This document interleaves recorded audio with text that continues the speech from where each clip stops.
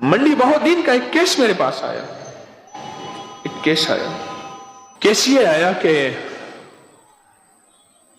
चारपाइयां उलट देते हैं, खानों में पेशाब कर देते हैं, वाज़े पेशाब होता है खाने में, पानी में वाज़े पेशाब होता है, बर्तन तोड़ देते हैं, घर की लाइटें तोड़ देते हैं, चीजें तोड़ देते हैं, नल का खुद ब खुद चल रहा, लाइटें जल रही, बुझ गई, घर में बीमारियां, झगड़े, परेशानियां, मुश्किलात, मसाइल, नाकामियां, और घर के अंदर अजीब बेचैनी और एक खौफ, एक हिरास और बेकली, बेकरारी, बस।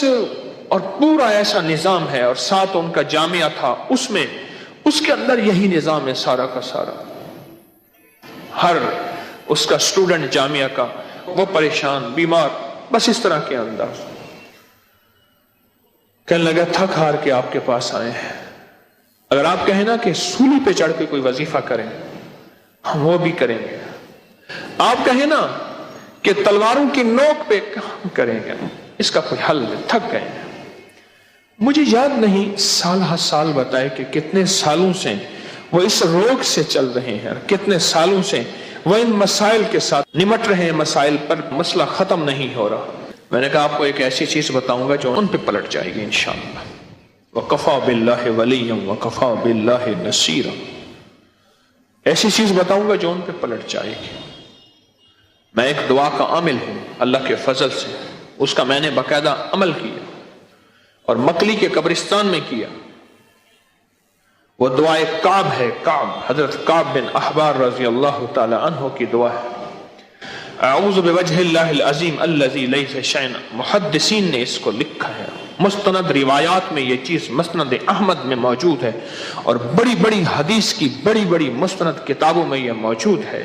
आपके जितने भी स्टूडेंट्स हैं ना, उनको और आप भी खुद बस इसको बैठ के पढ़ें और दिन रात और वुज़ू बेवुज़ू हर हालत में पढ़ें पढ़ें पढ़ें, और इतना पढ़ें कि बस पागल हो जाए। बहुत पढ़ें। थके मारे थे बेचारे, थके मारे थे, बहुत ज्यादा थके हुए थे, बहुत ज्यादा। ओ बेचारे थके हुए। उन्होंने पढ़ा, बहुत पढ़ा, पढ़ा और बहुत पढ़ा, पढ़ा और पढ़ने का हक अदा किया, दीवानगी की हक। हम तो दुआएं पढ़ते हैं, मांगते नहीं। उन्होंने दुआएं मांगी थी खूब, दीवानगी की हद तक। हम तो साथ पता नहीं अपना जिस्म भी खुजा रहे होते हैं और दुआएं भी कर रहे होते हैं। कुछ अर्से के बाद कहने लगे कि वो तो ज्यादती हो गई। मैंने कहा तुम कहते हो गला भी दबाएं, आंखें ही बाहर ना आए, और तुम कहते हो पुरानी झोंपड़ी भी ना टूटे और नया मकान महल भी बन जाए। और भाई तुम्हें वो ज्यादती इसलिए दिखा रहे हैं कि तुम कहो कि ओहो ज्यादती हो गई, लिहाजा इसको पढ़ना छोड़ दो, यही उनका मतलूब है। मालूम हुआ कि असर हो गया। लगा हाँ ये बात है, पहले हम पढ़ते थे तो आके हमारे कानों में सरगोशियां करते थे, और भी कहीं जाना तो चले जाओ। ये दुआ उन्होंने पढ़ी, खूब पढ़ी। कुछ दिनों के बाद कहने लगे कि वो कहते हैं कि सुलह कर ले।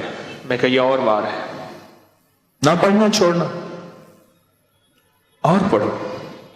कुछ अर्से के बाद कहने लगे कि हमें वो आपके हजरत साहब के पास ले। मैंने कहा वाकई हजरत कहा था? मैंने कहा कहा है हजरत। मैं कहा वो बार हो गया है। मैं कहा ना ले आना और तुम पढ़ो। ये सिर्फ तुम्हारे वक्त ज़ाय करने की तरतीबें हैं और तरकीबें हैं, कुछ भी नहीं।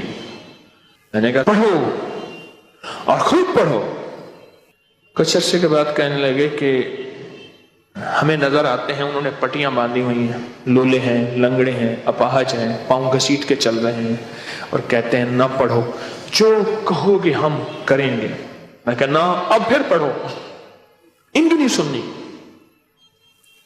ये खबीस हैं, ये चूड़े हैं, इनकी नहीं सुननी। और आखिरी बार यही था, आखिरी बार। और आज भी वो मेरे पास कभी कभी मुलाकात होती है और कहते हैं कि आज हमारा हाल ये है कि जिनके पास जिन्नात होते हैं ना, आके हमला किया हुआ होता है, ہم اپنا اگر جوتا بھی بھیج دیں، لکڑی بھیج دیں، کپڑا بھیج دیں، ان سے کہیں کہ یہ ان کی نشانی ہے، چلے جاؤ، کہاں پھر وہاں جنات نہیں آتے۔ اس دعا کی یہ طاقت ہے اور اس دعا کی یہ تاثیر ہے۔